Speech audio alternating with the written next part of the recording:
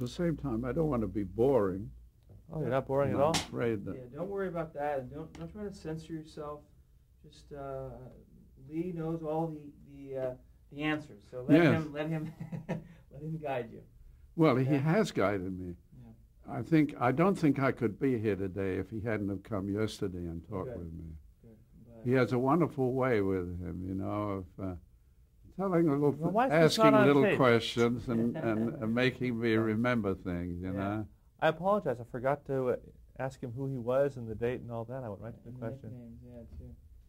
That's okay. But he caught me there. I did. I said that. You did. You made me look good. Tell me just a little bit about the living newspaper you started to mention before. Yes. Well, the idea was really for us to dramatize events in the news. And we ended up with, I know I was given houses and homes.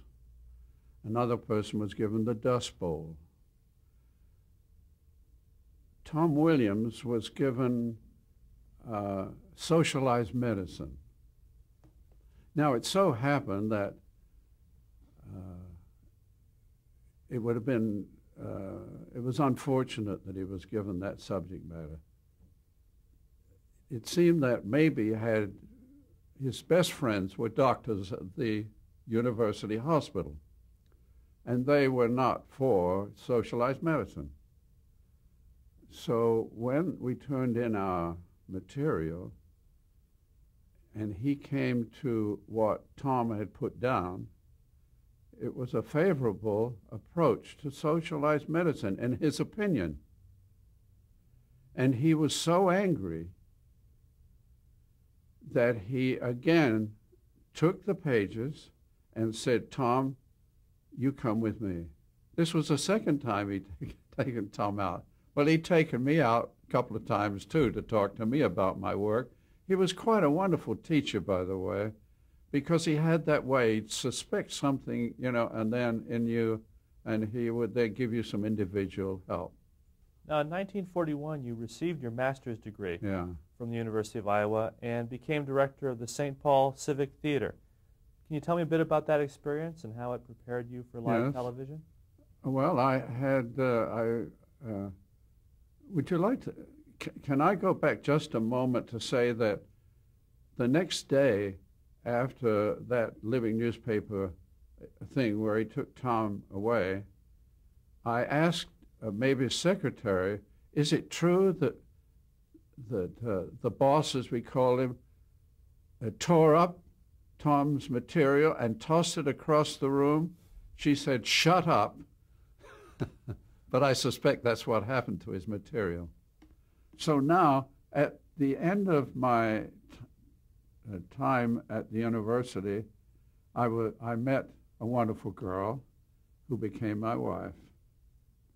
And she was not a writer. Aileen. Aileen, yes. Aileen had been in theater from when she was very small as an actress, and made her way through the university because she came from a family as poor as mine, and she made her way by talking herself into a job as being costumer and teaching costume at the university, and she had to study to do it because it was an area that she was really not very familiar with at the time. But the money that came in from that helped her get through school. And I got a job also as manager of the theater, in which I got $50 a month. But at the end of the time, I had a BA degree, and then I went and got a master's degree. I wrote 3 plays for my master's, and I had a full-length play that was directed by a lady named, gosh, her name is gone now. It's very important in the life of Tom Williams, and also in mine too. How did you segue from playwriting to becoming a director? Well, because the last semester at school, the last year at school, maybe was the class was getting large, and he had more people coming, beginners writing. So he had me take over his beginning writers class in drama. And so while I was doing that, teaching it, my students in the class, I had write one-act plays, and I had them decided that they would best learn more about writing if they were to direct each other's plays, which they did. And they were performed in a small theater there. And so they had experience as a director. And I, too, I had some experience there as a director. But when I graduated and Alina and I were married in 1939 or 40,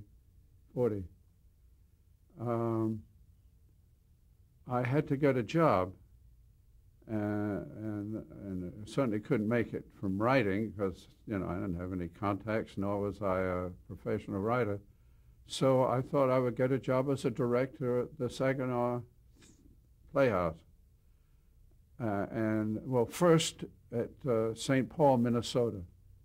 First at St. Paul, Minnesota. And then the war started, and the theater had a lot of problems there. And you enlisted, but you were enlisted, but you were 4F. I was, I was 4F. There was a woman who in St. Paul who gave them a theater called the Edith Bush Theater for her name, free of any rental if they would do 2 plays a year with her playing in it. Reminds you of your NBC days, doesn't it? Isn't that nice? Yes. It almost did the NBC. It'll stop now for another hour. After the war in 1944, you moved to Chicago. Did you continue your theater work there? Yes, I did. And how I got there was while I was in Saginaw, Michigan, I got bored with doing plays with scenery and when people could go and see the same plays as movies and better, with better performers and so on. And I decided I should do things that couldn't be done the same way in the theater. While I was there, the theater burned down, and I took the opportunity to tell them that I would like to do a play in a Masonic temple in town. I'd read about how in Russia, the Vatongov Theater had a director who was doing plays where the apron, his actors came out on the apron of the stage, and so I thought, well, that sounded interesting, but he shouldn't have done that. He should have pulled it out all the way off the apron onto a large area. And so that's what I was going to do. I was not going to do it on the stage of the Masonic Temple. I was going to do it in the middle of it with seats all around. And I did a production there, and I called it Arena Theater, which my wife named when I said, I don't know what to call it. And she said, well, it's like being in an arena. And so that's why I called it that. And now this caught the eye of NBC. Somebody at NBC read an article that I wrote for Theater Arts magazine. A lady named Isaacs, who published that, asked me to write. She'd heard about this. It was very successful. I did Green Grow the Lilacs, which really called for great outdoors, and it certainly didn't belong on the stage with scenery. So I did it in the middle, and you know, where there was a haystack, I used a ladder, and we kept playing that for so long that we stopped when Easter week came, because it was quite community. Now, a man in New York with NBC read the article and called and said he thought it'd be a good idea if I came into radio. Now, what made him think by this arena concept that you'd be a good radio producer? It seems so different from a radio program. I thought so too. I said, I know nothing about radio. And he said, well, that's why I'm calling, because we've got lots of directors who use a stopwatch and they time the show and it goes on time and off on time. But few of them do very much with performers and are not innovative. And you've shown that you are innovative with doing that arena theater. You see? So he figured you could pick up the basics of radio. It was the creativity and the innovation of the arena theater that excited him. So he said, see this man Art Jacobson at the Chicago, go to see him in Chicago. He's in charge of we've got 2 or 3 producers there, and so I did. I took a bus and I went, and I was interviewed by Art Jacobson. He'd already been called by the man in New York, and they offered me a job, and I was in radio for several years. You must have been terrified. I mean, you knew nothing about radio. Oh, weren't you concerned that they would think you knew nothing about what you were doing? Well, I was able to sit in for several days with other directors and producers of what they were doing, you know. So, you know, I got a good picture. But when you came and they said, look, we got some scripts which seemed good to us, and we are supposed to do an hour on Sunday. And would you like to read the script, see if you can do anything with it? So I did, and I started with a program called Author's Playhouse. And I directed that, and I interviewed actors. I told the person there in charge of casting that I wanted to meet actors in town, and any who wanted to come in for a meeting I would like to meet, and I did. And actors got to be my best friends, because when I directed them, I'd hold a reading and then we'd talk about the content, what the writer was trying to say, and each one of the characters discussed them. They were not used to that, you know. You also worked with ad agencies quite a bit in this role. With ad agencies? Yes, I had an unfortunate... One of the reasons I got out of there was because of ad agencies. One ad agency sent somebody...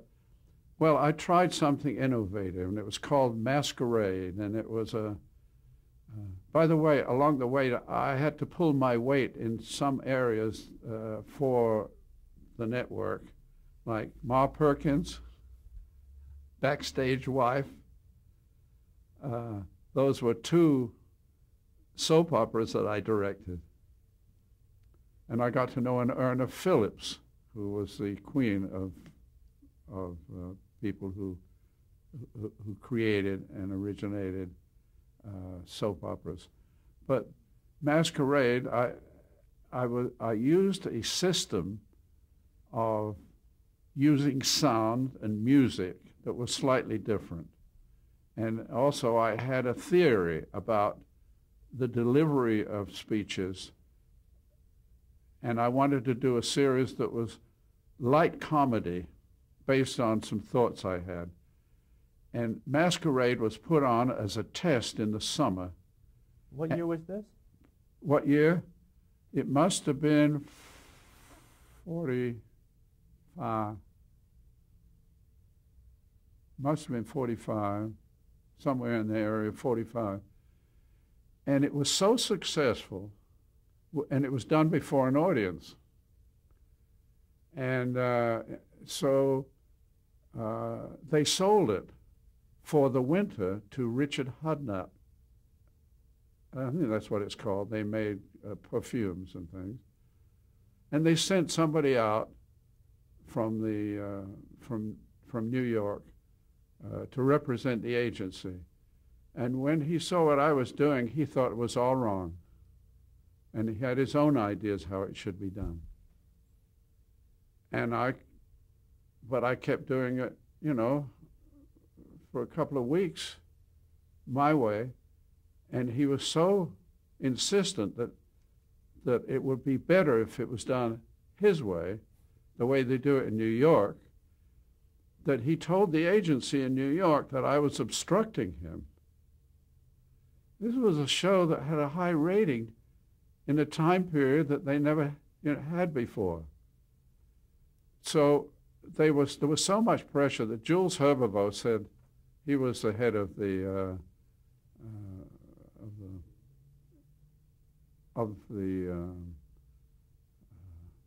station and the Central Division in Chicago. And I think they put some pressure on him, and I inevitably got some pressure, and I kind of lost in a way, I lost my temper a bit.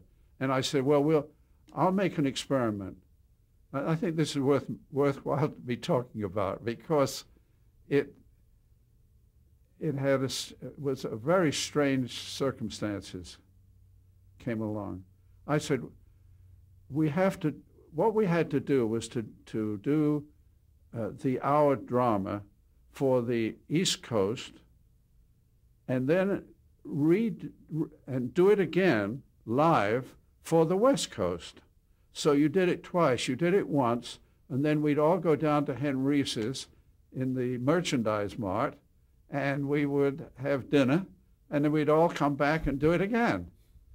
So I said, tell you what we'll do. We'll do it my way first. And then for the West Coast, I'll do it your way. You'll be there. So I did. Okay. The reaction my way with the audience was totally different from the doing it his way on the West Coast. It was the same show, but it was done differently, and the laughs weren't there. Mm-hmm.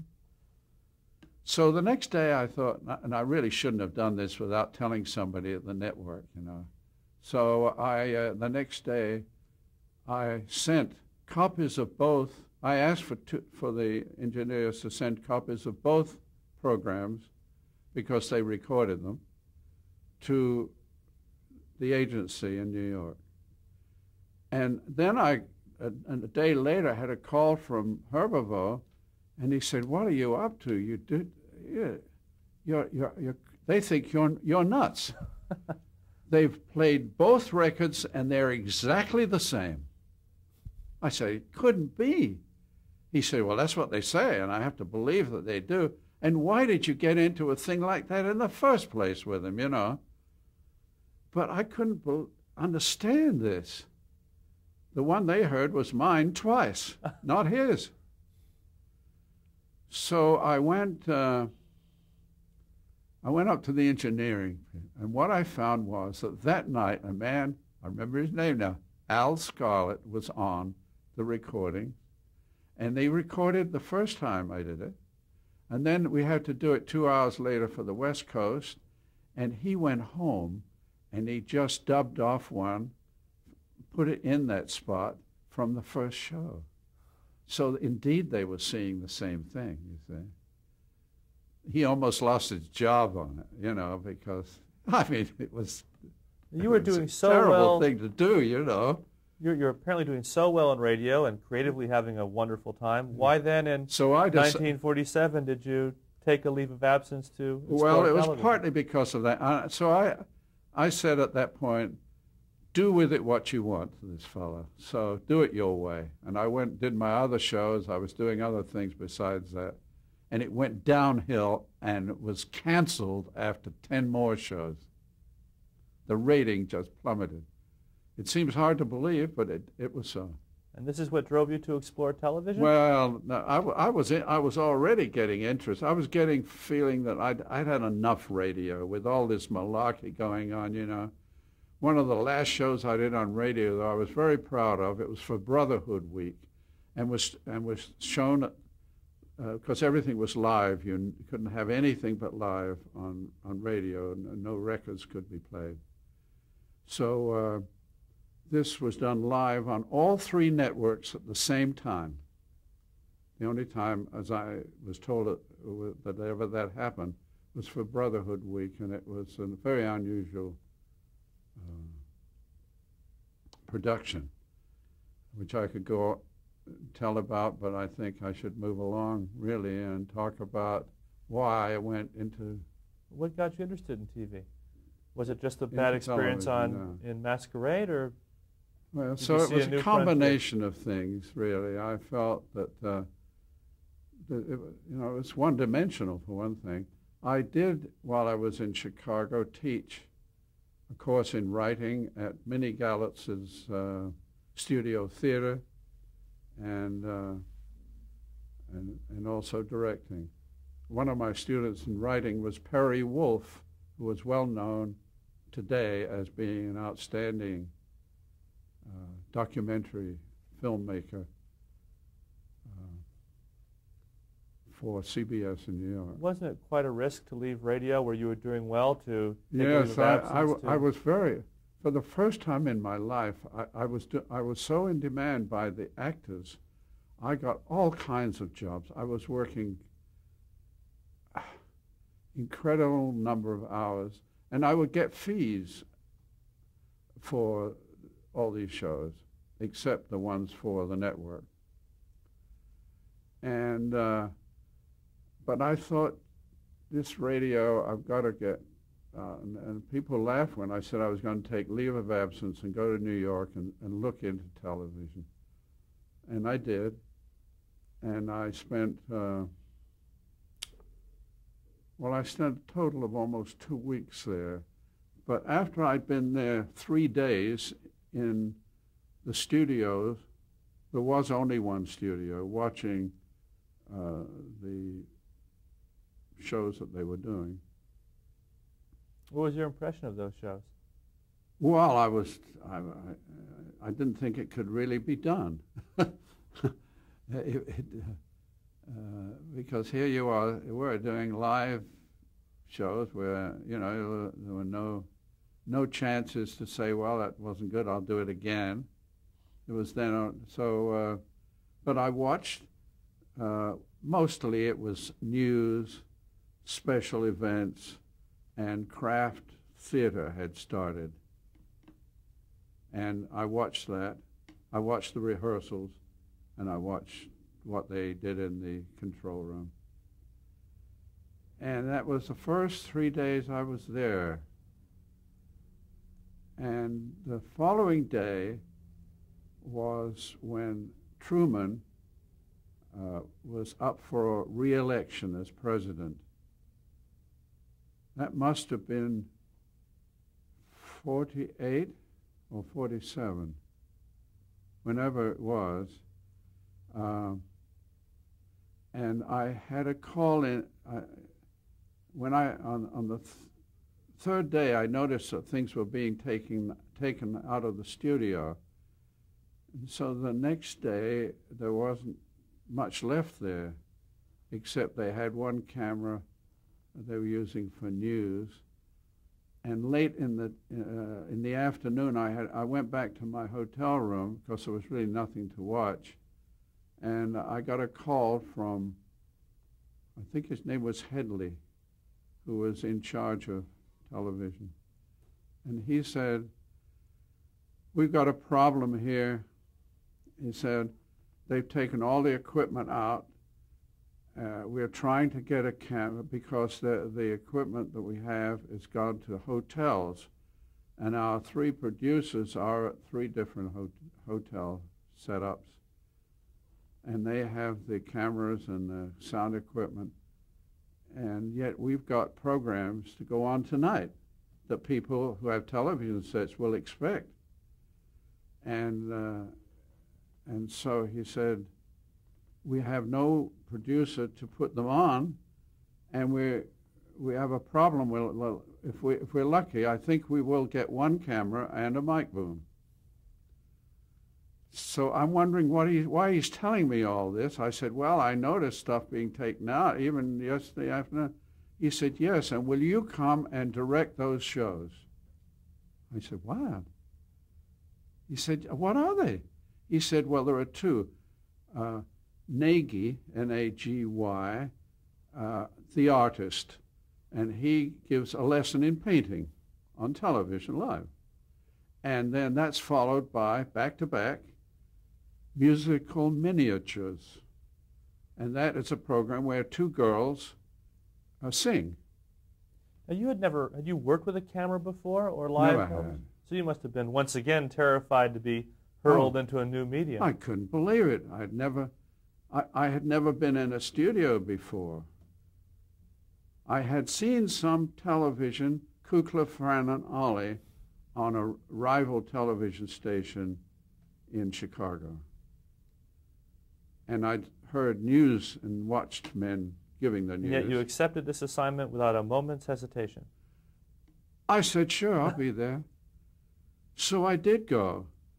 And when I got there, I had about an hour before before Nagy was to appear.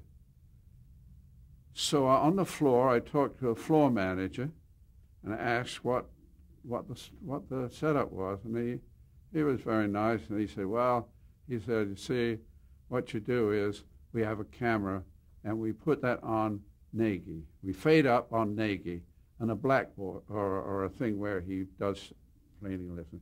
And after he does that painting lesson, then we cut to another camera. Well, we only have one camera now, but that's all right because he walks over to a, what shall I call it, an easel with a famous painting from the Metropolitan Museum. And so he then describes the painting to the audience. And that's all there is to it, he said. And I said, what about musical miniature? He said, well, those are two girls who sing. And we got one camera there. So now about this time, the Nagy shows up. And I talk to him a little bit. And the door opened and in came two armed guards from the Metropolitan with this famous painting and put it on the easel. And I noticed them as they came in, walked across. And I said, well, I noticed that they had guns. They were armed guards.